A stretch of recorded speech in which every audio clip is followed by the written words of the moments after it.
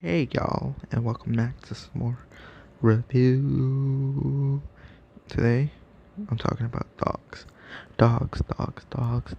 Everybody loves a good dog. Whether it's hot, whether it's, just extremely long or a short, pudgy little dog that you could easily not care about because it goes into your walls and starts breaking all your pipes and they're all rusty. Then you gotta call your plumber to break down the walls, and you realize the foundation's gonna come down of your house, and you realize, oh crap, well, my lease isn't even gonna be over yet because you're renting a house because you keep moving places because none of your relationships ever work. And then at the end, you just go to an apartment and say, well, they don't allow pets, so I'll be fine, I guess. Oh, look, a bird. Anyways, back to the dogs. Yep. This was a big dog movie. Benji, Cujo, the one with Michael J. Fox. What's another good dog movie? Odie Yeller, and all those. Dog's Way, A Dog's Purpose, A Dog's Blank, A Dog's Reason to Make You Live, and for some reason, all those movies make it like a ton of money, or like in every generic Family of Fours DVD pile or Blu-ray. They're a little extra rich. But yeah, this is none of that. This is real cold, dark, depressing drama that happens to feature a lot of dogs, and that's why I love this movie. Because I think a common, trope you see, mainly in horror, is that the dog always dies. Here, the dog just doesn't die. The dogs are like, it's painful. No, there's no way to describe it other than painful. And I'm not even that big of a dog person. Personally, I like a good gerbil here and there. Maybe a hamster. Most importantly, a chinchilla. But a dog, depends what it is.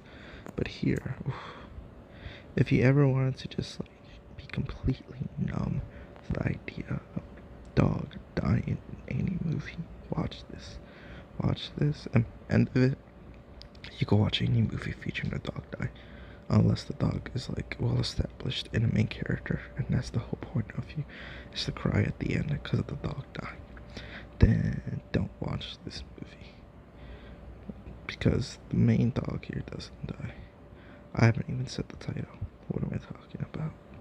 So, Amores Perros, which means like something dog. I don't know. I speak Spanish. I was able to watch the movie without the subtitles, but I don't know what the title means. That's a gold star for me. Director Alejandro Gonzalez Inute.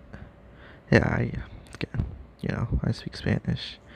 I was able to watch the movie without subtitles, but I can't pronounce this guy's last name. But I could pronounce everything else perfectly fine. Anyways, so we got three storylines going on. One, the big one that made me want to watch it, it's actually about, dog fighting. All of this takes place in Mexico, by the way, if you can tell.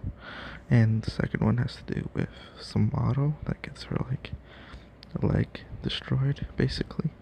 And the third one is about a retired hitman. So yeah, three stories. They're all really sad and depressing, and make you feel awful by the end. And all feature dogs in some way. And there's probably some big branching theme you're supposed to get. And yeah, just maybe I should probably have rewatched it before I talked about it, but it's still fresh in my mind. And actually, when I was watching it, my mom walked in on me and she was like, "Oh hell yeah, I've seen this like 1,000 times before." Makes sense. This came out 2000, and I don't know, I wasn't even born yet, so.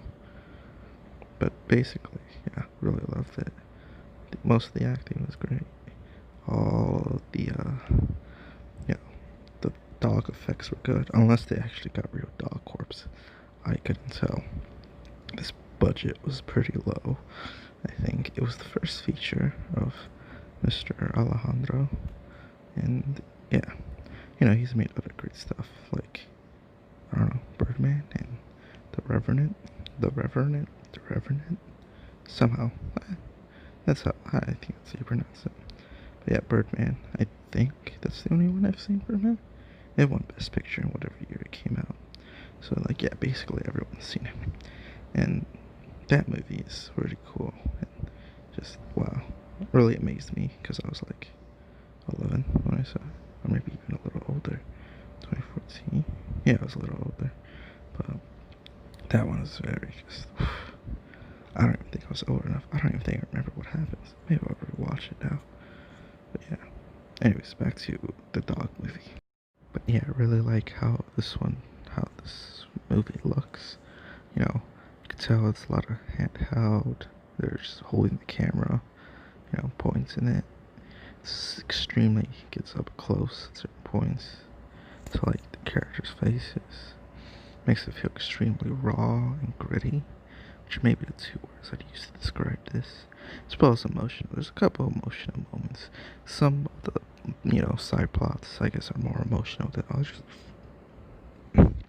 Like the model one, I don't really care for that much. Like, okay, she like basically messes up her leg, and I guess I'll spoil this one, but it's kind of predictable. Um, she basically becomes an amputee, and since it's the year 2000 and we're not as progressive, there wasn't as progressive back then, so there wasn't like a market for like I guess disabled models. So I think she'd be fine if this movie came out now. Wouldn't be as sad. But yeah, although I do think that one has maybe the best acting. And I think I do have a issue. I think most people do when it comes to judging acting in foreign movies because, unless it's English speaking or your native language, you can't really judge it. But with this being in Spanish, and I do speak Spanish, I was able to judge the acting. And yeah, this one's probably the best. And I think the first story might be like the most, like wow, that was, I guess, satisfying with the best payoffs. But it does end pretty early, like it's only 40 minutes long. Then you get to the model, and then the retired hitman one, which is the one that I think I enjoyed the most. I don't. The actor that was playing the hitman, he's like homeless, and like once you can really tell he's homeless.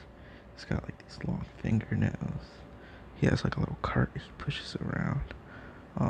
His story is the one that I think I forget about the most. I think it's something having to do with like he has a family or whatever, and like by the end of it, he kind of like, or I guess like they kick him out or something. I don't know, but it was definitely emotional and yeah, I liked his the most. But I barely remember it, so maybe I don't like it. And I'm just lying to myself. Oh well. But yeah, the dog movie was great. Watch it if you just don't want to care about dogs dying in movies anymore. That's partly the reason I watched it.